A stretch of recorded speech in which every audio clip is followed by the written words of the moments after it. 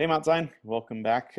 Today in Ephesians chapter 3, our study, we're going to talk about the mystery. So, if you want, you can kind of look at verses 3 to 6 and read that on your own. But Paul specifies that he's a minister of this mystery, as we learned about on Sunday. And this mystery connects back to chapter 2 and that dividing wall between Jews and Gentiles being torn down.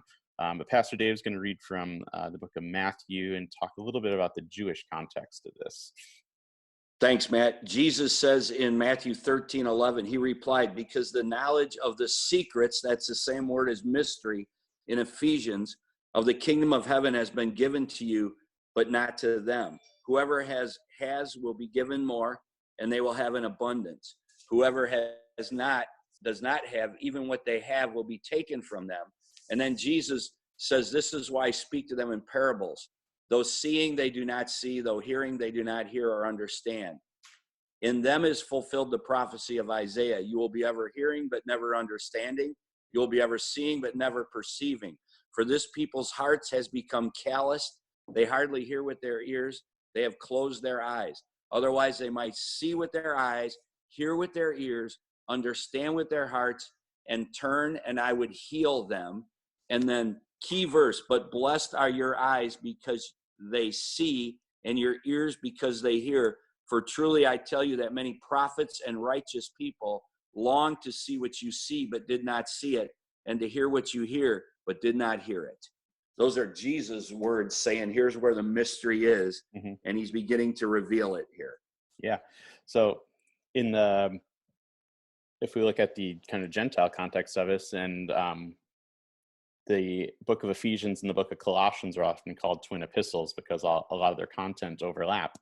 But really what Paul's going after in Colossians is this congregation's kind of getting pulled into these, I guess you call them mystery cults, is what they sometimes call them. And to get this secret knowledge, you have to be an insider and this and that. And that's like in the Gentile mind that, oh, you have to join a member of this to get the knowledge. But what Paul is saying, that this mystery has been revealed. You don't have to do these certain rituals to get deeper knowledge than that. When we're going to talk about here that faith is the key to unlocking this mystery. When you have faith, you have the Spirit, and the Spirit teaches you. So exactly. Yeah.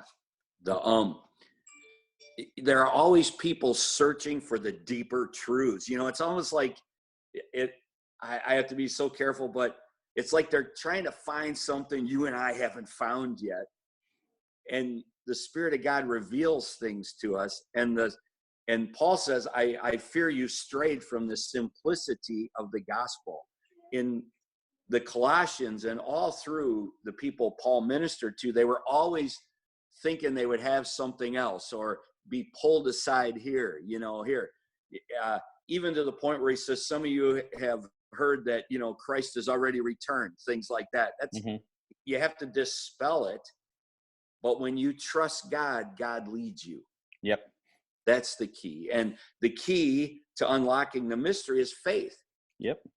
Yeah, we learn about this in Romans chapter 4, where Abraham was justified by faith. He was reckoned as righteous because of his faith. And it says that kind of the big argument there was did this come by being circumcised and following the law, or is it by something else? And Paul asked the question, was Abraham justified before he was circumcised or after? And the answer is before. God said, Abraham, follow me, and he obeyed. And he did. Yeah, the minute he left his home, he was reckoned as righteous. He would show him he was there. Yeah, very good. I love it. That unlocks the mystery. Yeah, so it's all about faith and not about ethnic boundary markers of circumcision or food. Gentiles don't have to become Jews, as we talked about with works of the law last week.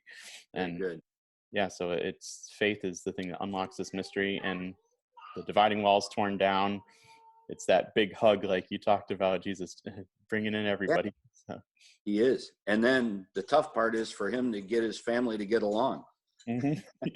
That's huge. That's what so much of the New Testament's about. Yeah, amen. Which is where we start in chapter 4. You know, Yep. how do we behave, and how is this going to happen, and how's that administration going to take place? Yep, and unity and all of that. So yeah, Good. great. So yeah, let's go out today, Mount Zion, and be ministers of the mystery. Amen. Have a great day. Stay safe, and we'll see you tomorrow.